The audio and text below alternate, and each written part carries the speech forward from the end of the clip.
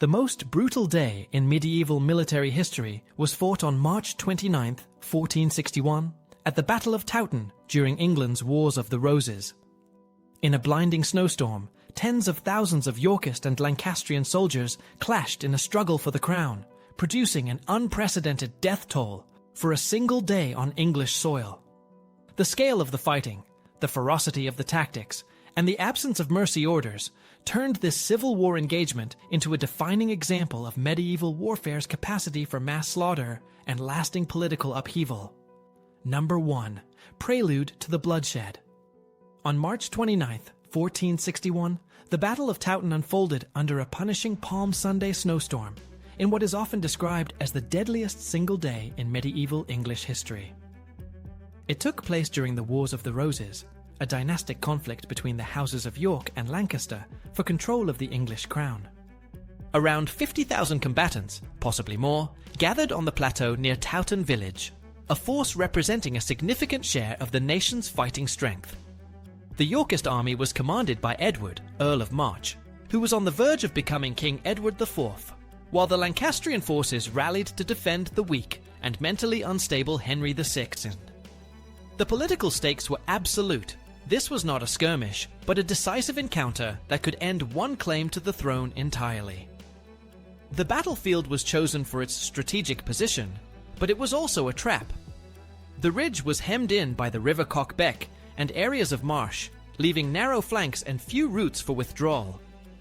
This geography meant that any retreat could quickly collapse into a slaughter.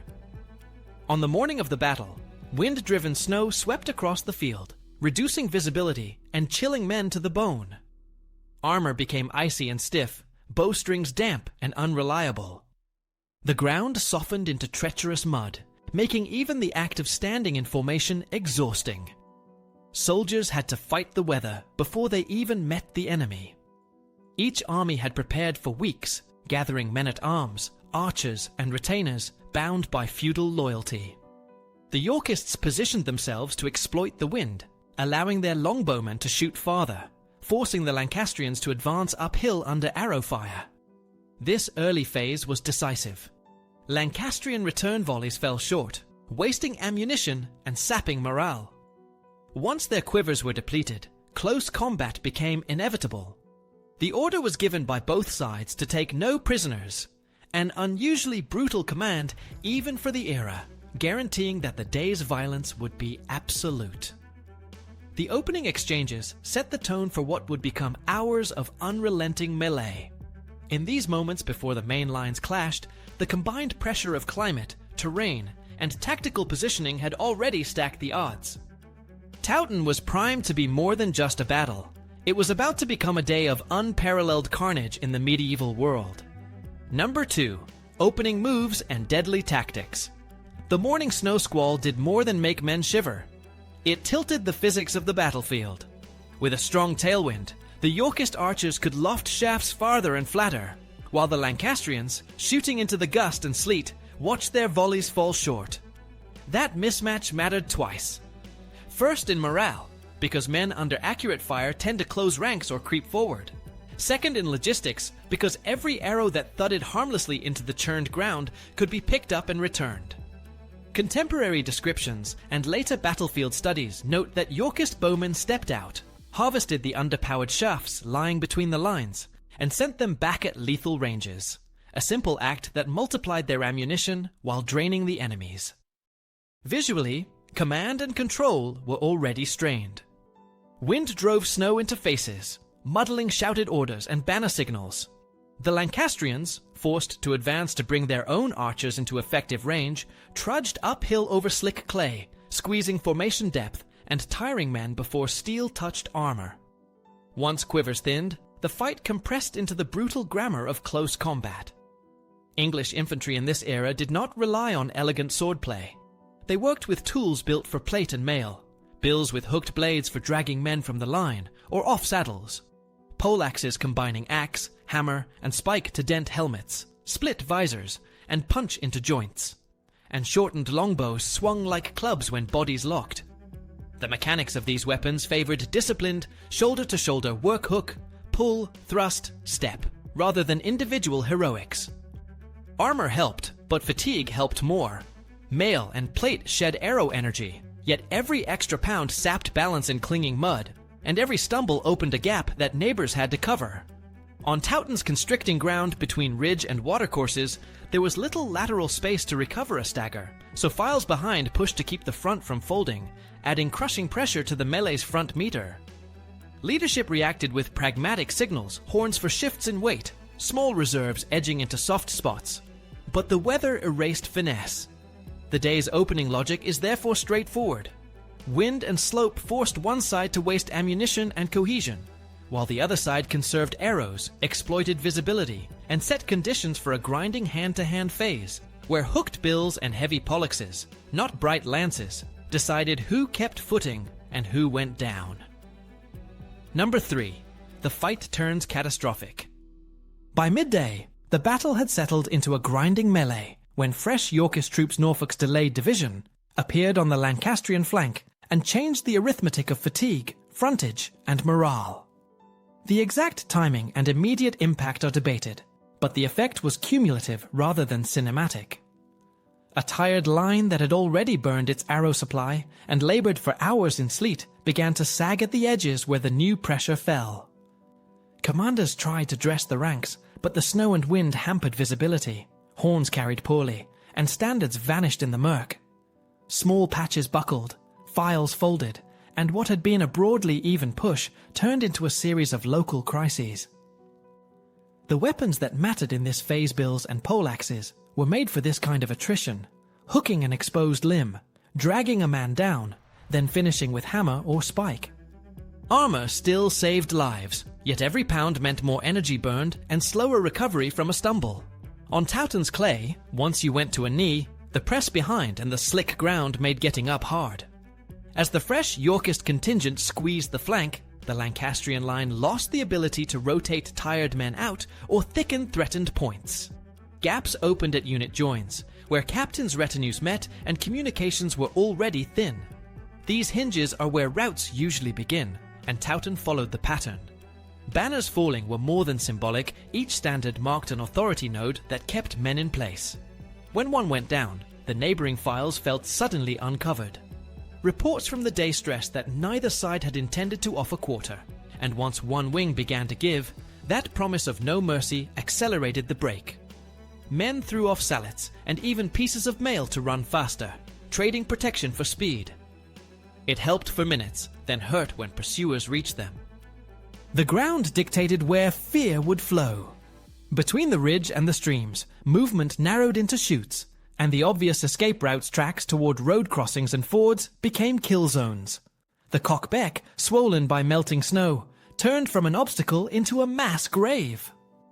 Fleeing soldiers in partial armor tried to wade or scramble the banks. Many slipped, were dragged under by soaked gambesons and hauberks, or were trampled at entry points as the press behind forced bodies forward. Chroniclers later wrote of a bridge of bodies, a phrase that reads like hyperbole, yet aligns with what route mechanics predict at a constricted crossing when thousands converge in panic. Archaeology adds texture to those claims. The Towton Hall mass grave includes skulls with multiple sharp and blunt force traumas, many to the rear or crown, consistent with pursuit strikes and finishing blows, as well as cuts to forearms that look like last-moment parries. Skeletal evidence also shows healed injuries from earlier campaigns, a reminder that a core of veterans fought here, men who knew how to kill quickly in a crowd, and who would not linger over a fallen foe. Norfolk's arrival mattered not only because it added numbers, but because it delivered fresher men at the right place in the cycle of exhaustion. After hours of push and counter-push, a rested wing can move, keep formation, and exploit terrain, while the other side fights oxygen debt and cramp. Once the Lancastrian flank bent, Yorkist units on the interior could pivot and apply oblique pressure, turning a waver into a fold, and a fold into a flight. From there, violence migrated off the formal field. The chase ran down toward Bloody Meadow and along the beck, where pursuers cut down men trying to cross or slogging along the bank. Casualty figures from the day are uncertain and often inflated, but the distribution is telling. A large share of the dead likely fell not in the line-to-line press, but in that hour when discipline cracked and the landscape turned into a funnel. This is how battlefield geometry, weather, and a single fresh division transform a stalemate into a catastrophe-less, a sudden thunderclap and more a progressive failure that ends with bodies piling at crossings and tracks, the pursuers' work continuing long after organized resistance ceased. Number 4. Casualties without precedent. The headline number most people know. 28,000 dead comes from heralds' counts reported soon after the battle, and it captures the magnitude, if not the exact arithmetic. What matters for understanding Towton's casualty profile is how that figure was produced and why deaths concentrated where and when they did. Counting in the 15th century was neither systematic nor neutral. Heralds tallied bodies on and beyond the field. Chroniclers folded ferry bridges fighting into the total.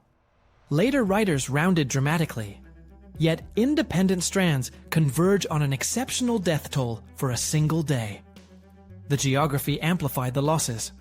The battlefield sat on a narrow plateau, with Cock Beck to the west, and low, wet ground hemming the flanks. Once one wing recoiled, thousands funneled into few exits, so the rout phase, when most medieval killing typically occurred, became unusually lethal. Snowmelt deepened the beck, heavy gear soaked through, and men trying to cross were pressed from behind. Many drowned or were cut down at choke points, which aligns with later descriptions of bodies piled at the crossing, and with the registered battlefield boundary that still highlights these bottlenecks. Who died also matters. Peer casualties were strikingly low compared with the slaughter among retainers and levies. Most lords had ransom value, horses and entourages to break contact. Osteological analysis from the Towton mass grave shows repeated sharp and blunt force trauma to skulls and lower limbs patterns consistent with pursuit strikes and finishing blows, rather than prolonged dueling. While healed injuries on some skeletons reveal veteran fighters who had already survived earlier wars. In other words, the casualty pattern looks like what we'd expect when a tired army collapses under fresh pressure and is harried across constrained terrain. Deaths spike after the line breaks. That helps explain why Towton outstrips set-piece engagements like Bouvines or Agincourt in single-day fatalities, even though those battles loom larger in popular memory. The social footprint is equally stark. If we accept even a cautious share of the traditional total, losses among common soldiers would have ripped labour from manors and workshops across northern shires, especially in households bound by service to magnates who drew their retinues from clustered estates. Aftermath records attainders, property transfers, and the creation of a registered battlefield point to a state response focused on consolidating victory and memorializing a political turning point, not on the welfare of the bereaved. That political context fed the death rate. No quarter orders, in a civil war where allowing enemies to slip away meant facing them again within weeks, removed the safety valve that usually moderated late-phase killing. The same order discouraged surrender attempts in the crush, because men believed they would not be spared. Add the climate. Wind and driving snow increased fatigue, blunted command signals, and degraded weapon handling, nudging borderline wounds toward fatal outcomes and turning slips into falls under a packed press of bodies. Even if the absolute number is debated, and it should be, the mechanisms that produced an extraordinary single-day death toll are robust. A massive force locked for hours. Fresh Yorkist troops tipping a balance already stretched by weather and ammunition loss. A collapse accelerated by narrow exits, and a pursuit sustained across streams and fields into early evening. What finally fixed Towton's reputation was not only the immediate count, but the layering of evidence that survived it.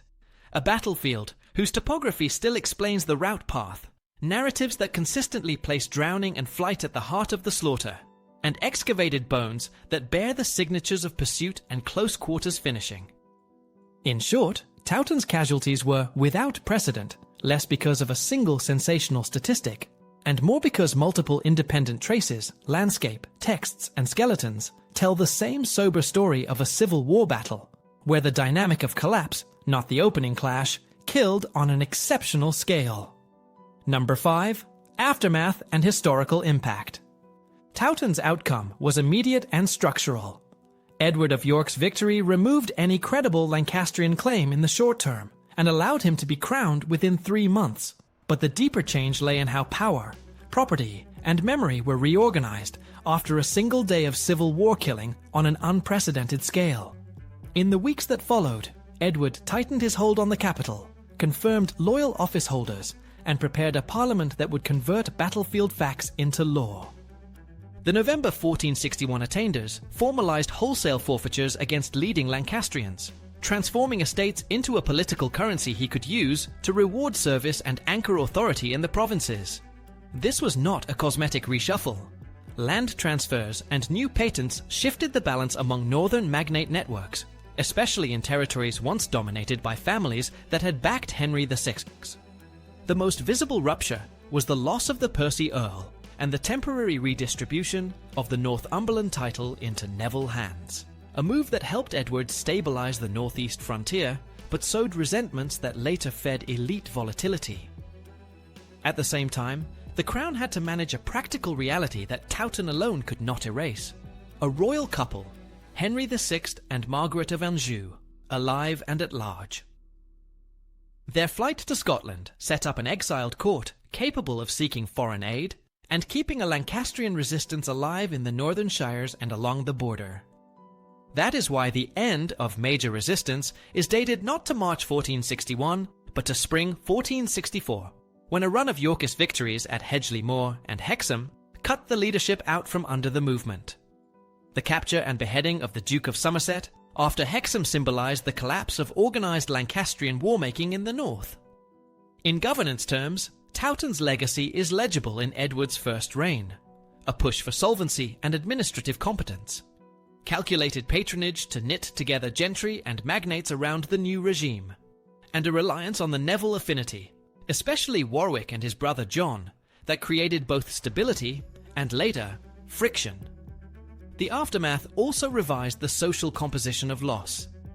Peer casualties at Towton were fewer than legend suggests, but the attrition among retainers and levymen was severe and localized, draining labor and male heads of household from multiple counties. Inquisitions post-mortem and later land transactions reflect the redistribution of holdings that follows when service families die without returning. On the cultural plane, the battle became the textbook counterexample to a romanticized chivalric Middle Ages. Orders against quarter, rout phase violence at crossings, and the drowning of armored men in swollen becks left a memory of war as process rather than pageant.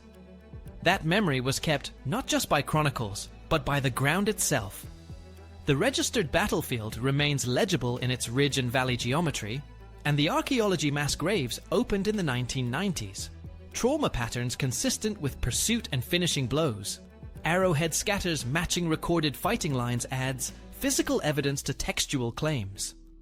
The site's modern protection and research history matter to interpretation. A preserved landscape prevents anachronistic overreading, while systematic finds, from arrowheads to the reinterpreted Towton battle axe, have corrected older battlefield myths and refined our sense of where and how the final phase unfolded. Finally, Towton's historical impact reaches beyond York versus Lancaster. By converting victory into statutes, titles, and a reweighted provincial order, Edward IV showed how a medieval civil war could be closed administratively, even as it remained open in sentiment. The political quiet achieved after 1464 was therefore conditional, dependent on managing magnate expectations and reconciling losers where possible. When that coalition later fractured famously with Warwick's turn, the kingdom slid again into rebellion. Towton endures as the benchmark of carnage not only because of its likely single-day death toll, but because its settlement demonstrates the mechanics of regime building after mass internal violence, legal erasure through attainder, strategic redistribution of lands, targeted suppression of remaining nodes of resistance, and the codification of memory in landscape and monument.